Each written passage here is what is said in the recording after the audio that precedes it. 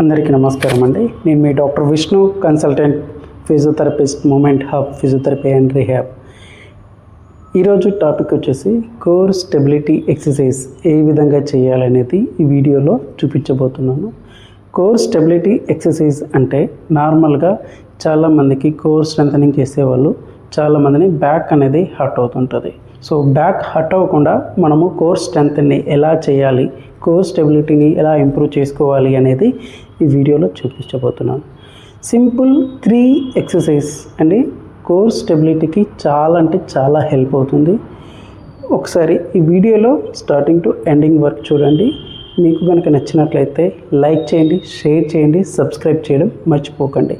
ఇలాంటి మరిన్ని కంటెంట్ కోసం మా ఛానల్ని ఫాలో అవ్వండి. 3 కోర్ ఎక్సర్సైజ్ అయితే చెప్తాను చూడండి. మీరైతే ఇలా ప్లాంక్ పొజిషన్లో ఉండి ఇలా హ్యాండ్ని ఫార్వర్డ్ బ్యాక్వర్డ్, బాల్ని ఇలా ఫార్వర్డ్ బ్యాక్వర్డ్, ఇలా ఫార్వర్డ్ బ్యాక్వర్డ్, ఇలా 10 to 15 రెపిటేషన్స్ 2 to 3 సెట్స్ చేసుకోవాల్సి ఉంటుంది. సెకండ్ వన్ వచ్చేసి సేమ్ బాల్ని ఇదే పొజిషన్లో ఉంచి ఓకే రోల్ పొజిషన్ చేసుకోండి. Clock wise, anti clock wise, anti clock wise, ఇలా 10 to 15 repetitions and 2 to 3 sets. ఇలా సెకండ్ వన్.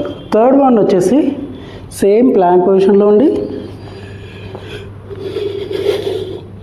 లెగ్ని అనేది కోర్ని స్టెబిలైజ్ చేస్తూ లెగ్ని అనేది రేజ్ చేస్తే డౌన్ చేయాలి. ఇలా రేజ్ చేస్తూ డౌన్ చేయాల్సి ఉంటుంది. ఇలా 2 to 3 సెట్స్ 10 to 15 రెపిటేషన్ చేసుకున్నట్లయితే మీ యొక్క కోర్ స్ట్రెంత్ అనేది ఇంక్రీజ్ అవుతుంది. Thank you for watching video.